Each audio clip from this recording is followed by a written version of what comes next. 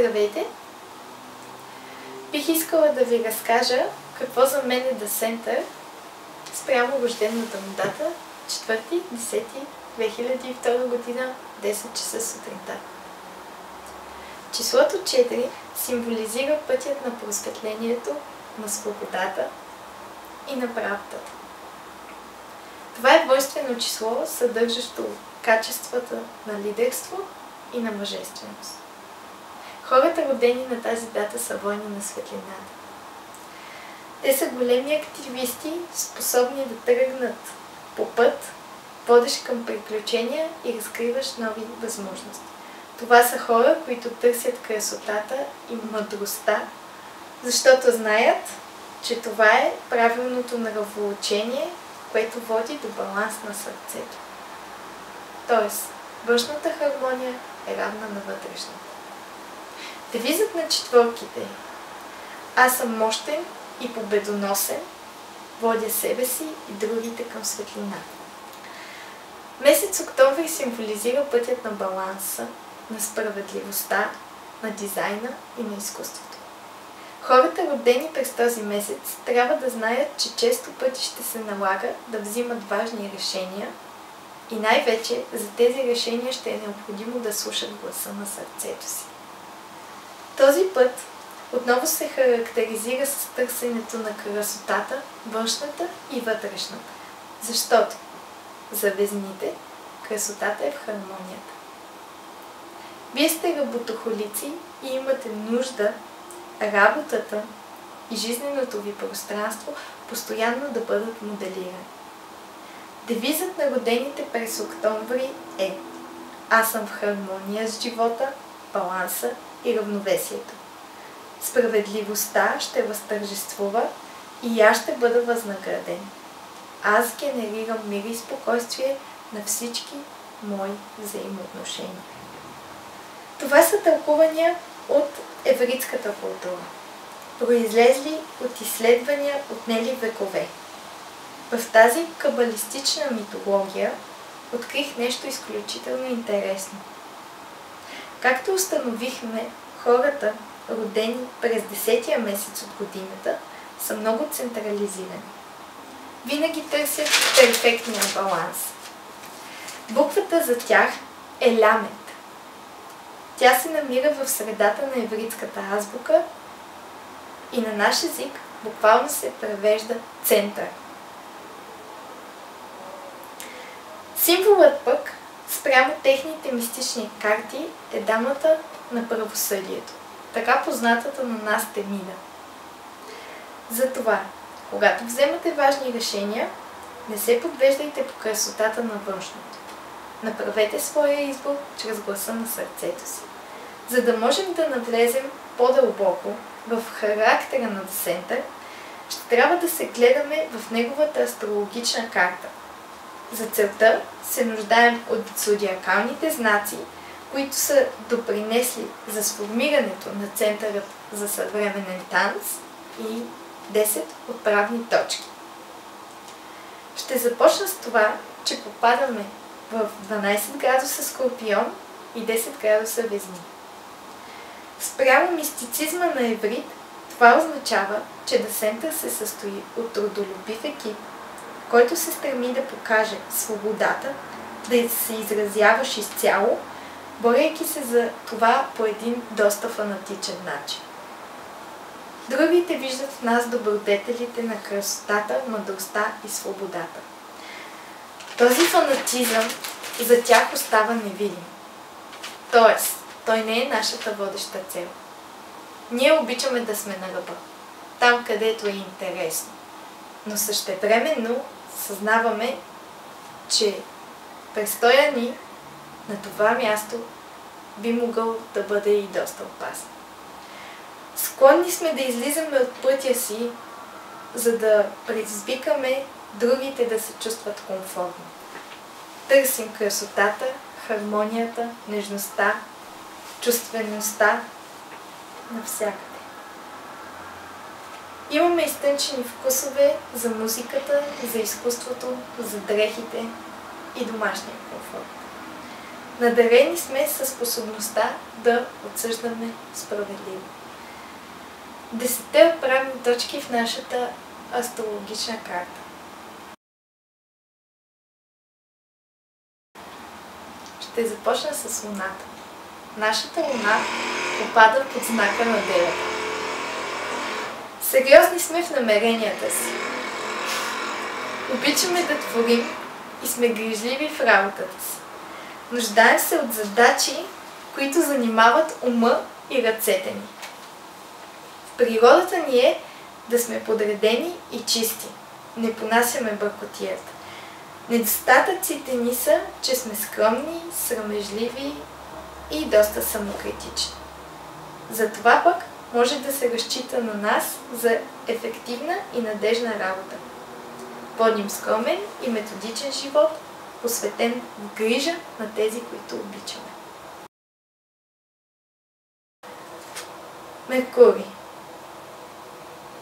Това е планетата на интелекта, която отново попада в знака на Девата.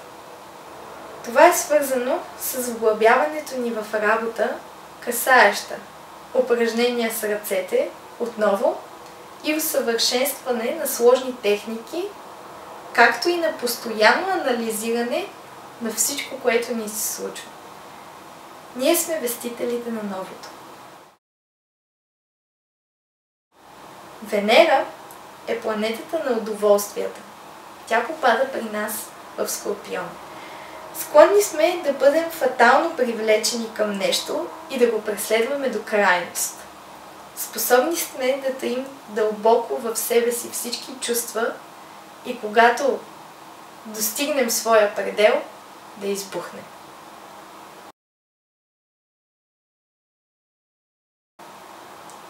Марс е планетата на война на светлината, също така и на правосъдието.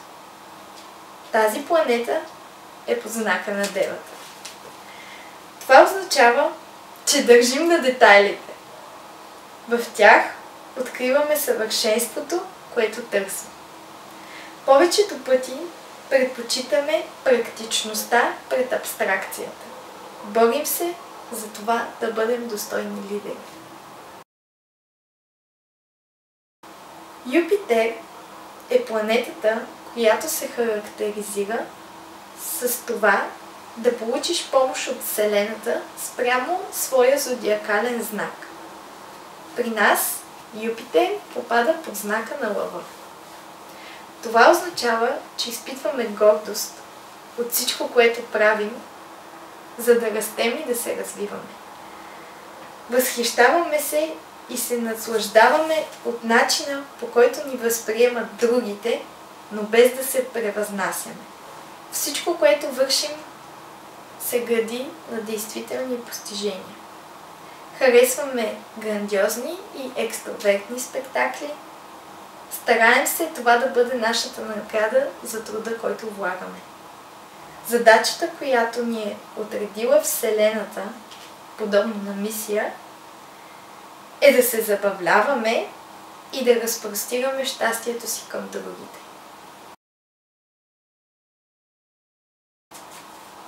Сатурн е планетата, която се характеризира като господар на кармата. Това е начина, по който ние се справяме с трудностите. При нас тази планета попада под знака на Близнаците. Надарени сме със способността да имаме ясна мисъл, тя да тече логично, последователно. Заложено ни е да имаме ораторски качества. Уран е планетата на революциите. Тя попада под знака на Водолея. Ние и нашата партньорска група сме реформатори в сърцата си. Стремим се към положителни промени, които са в полза на обществото. Посвещаваме времето си и енергията си в нуждата да служим на другите, помагайки им да израснат. Необходимо ни е да създаваме все повече групи, които да учим на различни и нови неща, както и ние, участвайки в процеса, да се учим от другите. Само така бихме могли да изпитаме целия спектър на човешкия опит. Само така бихме могли да създадем уникални и изобретателни хора, които да проправят път към новата ера.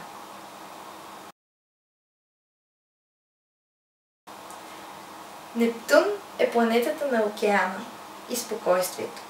Също така и на нашето подсъзнание. Знака ни под тази планета е Водолей. Пътят ни е насочен към това да лекуваме болестите на обществото. Наркомания, алкохолизъм.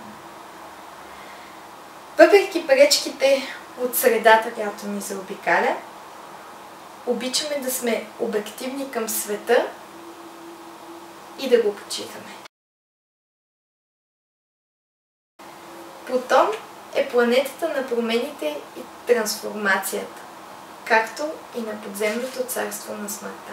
Плутон при нас попада под знака на Стрелеца. Съкровенните вярвания и тотеми на обществото ще бъдат радикално променени. Традиционните понятия ще бъдат до някаква степен унищожени, за да може индивида да преследва своя собствен път в живота и да го затвърди.